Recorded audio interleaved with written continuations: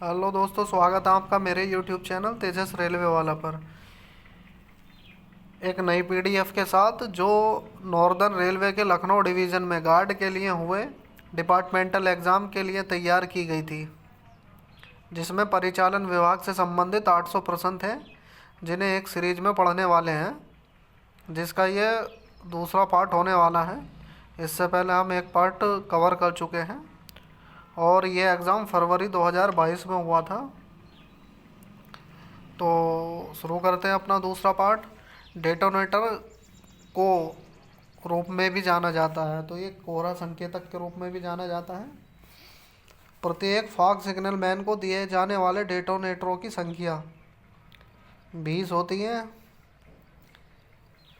FSS से FSP की दूरी पर, तो ये 270 मीटर की दूरी पर नामित कोरे सिग्नल मैन प्रत्येक विभाग से 2,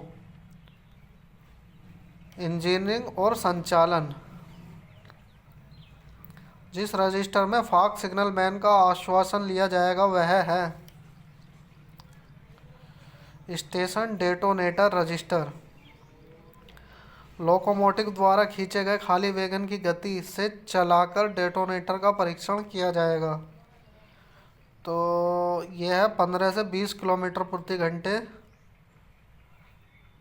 ओ सॉरी, इसका ऑप्शन सी है 8 से 11 किलोमीटर प्रति घंटे। एक स्टेशन पर स्टॉक में रखे जाने वाले डेटोनेटरों की संख्या निर्धारित की जाती है, तो ये डीआरएम द्वारा निर्धारित की जाती है।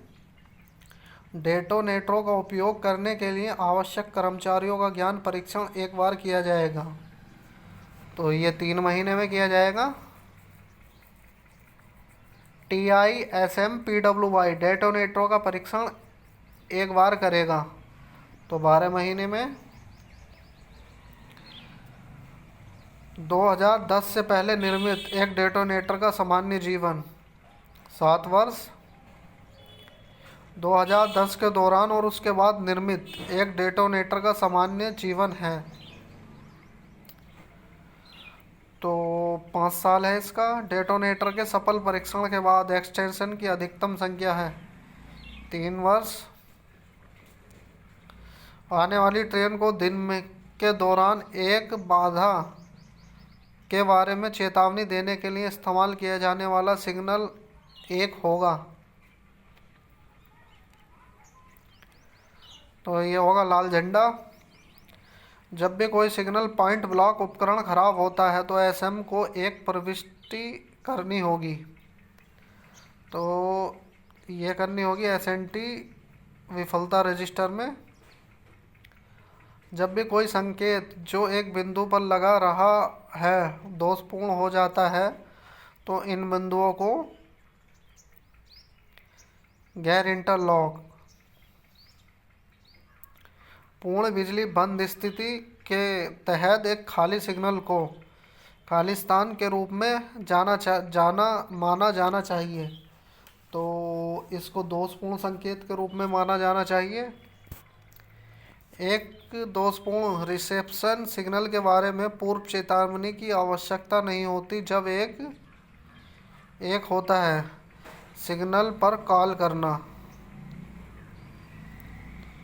जब खराब होम सिग्नल के बारे में पूर्व चेतावनी दी जाती है तो एलपी प्राप्त होने पर ऐसा सिग्नल पास कर सकता है। दोषपूर्ण सिग्नल के पैर में PHS।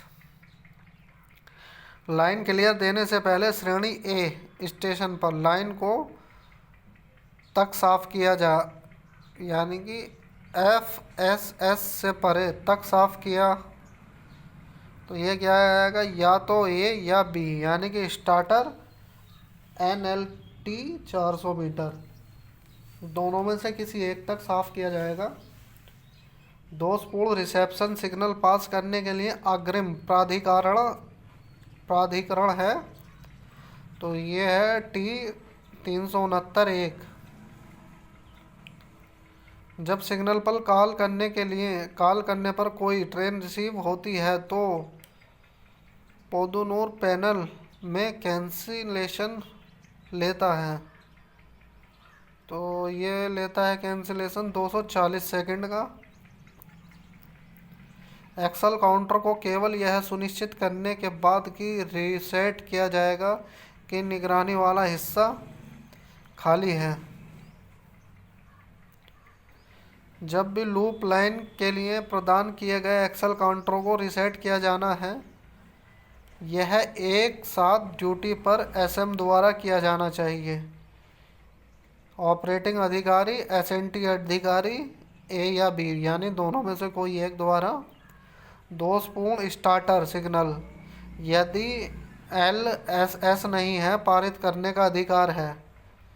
तो यह है आपका ए या बी, यानी स्टार्टर के नीचे कॉलिंग बंद हो गई, या B T 369 3B plus PHS। LP को दिया गया अधिकार जब आईबी दूर का सिग्नल प्रेषण से पहले ऑफ स्थिति में विफल हो जाता है तो PLCT plus T 369 3B। Double line पर जब LSS विफल हो जाता है तो आगे बढ़ने का अधिकार है, तो यह है PLCT।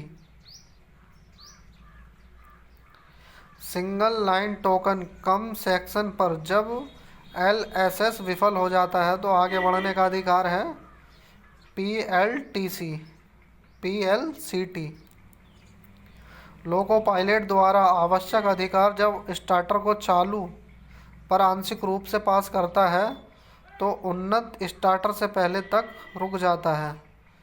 तो मेमो गार्ड द्वारा प्रति हस्ताक्षरित T 369 3B प्लस PHS या उन्नत starter tech of PLCT।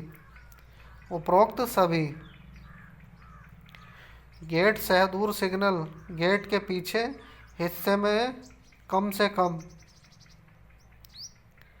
180 metre, यदि कोई सिग्नल रंगीन रोशनी के साथ सफ़ेद रोशनी दिखा रहा है तो इसे सबसे प्रतिबंधात्मक पहलू सिग्नल को दोषपूर्ण माना जाएगा जब भी रंगीन लाइट सिग्नल टिमटिमा रहा हो, बबलिंग कर रहा हो और कम से कम एक स्थिर पहलू नहीं मानता। तो इसका है 60 सेकेंड। IBS खराब होने पर स्टेशन पर लोको पायलट को दिया गया अधिकार, यह है ए और बी दोनों PLCT या T 369 3B दोनों में से कोई एक। आईबी सिग्नल जो LC गेट के साथ इंटरलॉक किया गया है खराब हो जाता है। SM LC गेट को बंद समझो एक्सचेंज PN गेटमैन के साथ, दोनों B और C। IB सिग्नल पोस्ट पर प्रदान किए जाने वाली सुविधा है, तो यह है रेयर SM को जोड़ने वाला फ़ोन। जब IBS चालू पर होता है लोको पायलट सिग्नल के पीछे रुकेगा और संपर्क करेगा पीछे में SM। जब IBS चालू पर हो और टेलीफोन खराब हो तो लोको पायलट 5 मिनट प्रतीक्षा करने के बाद यह दृश्य स्पष्ट हो अगले स्टॉप सिग्नल तक न हो तो आगे बढ़े अधिक गति से नहीं। तो इसके लिए है होगी 15/8 किलोमीटर प्रति घंटा। गलत काउंटिंग के साथ IBS विफल होने पर एनालॉग एक्सेल काउंटर को रीसेट करने के लिए SM द्वारा रेयर में संचालित किए जाने वाला बटन PB2, जहाँ कहीं भी IBS प्रदान किया जाता है LSS इंटरलॉक किया जाता है। तो ये होता है एक्सेल काउंटर। IBS क्षेत्र में IB सिग्नल के साथ इंटरलॉक किया गया है तो ये है ब्लॉक इंस्ट्रूमेंट। जब लोको पायलट आईबीएस को चालू, तो ये है K1। जब लोको पायलट LSS को ऑफ पोजीशन में पास करता है तो संकेत दिखाई देता है, वह है K2। जब लोको पायलट LSS को ऑफ पोजीशन में पास करता है तो K2 इंडिकेशन दिखाई देगा, जो वापस डालने से सामान्य हो जाएगा। तो यह है LSS नॉब। जब लोको पायलट आईबीएस को ऑफ स्थिति में पास करता है तो संकेत दिखाई देगा, वह है K3। जब लोको पायलट आईबीएस को ऑफ पोजीशन में पास करता है तो K3 इंडिकेशन दिखाई देगा, जो वापस रखकर सामान्य हो जाएगा।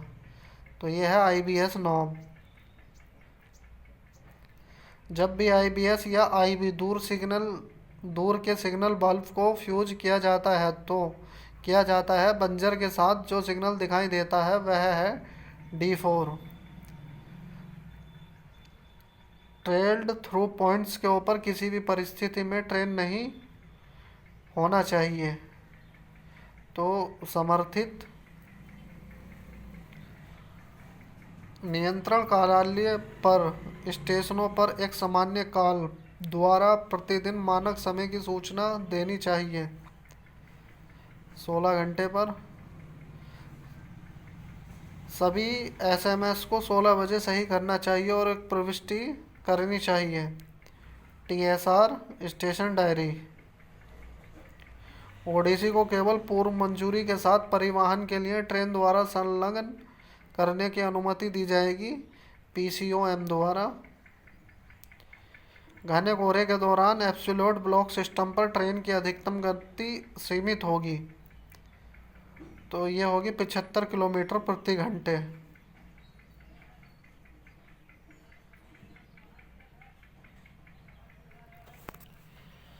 तो दोस्तों, ये हमारी इस सीरीज का दूसरा पार्ट कंप्लीट हो गया है। वीडियो अच्छा लगा है लाइक कर दीजिए, चैनल सब्सक्राइब कर लीजिए। धन्यवाद।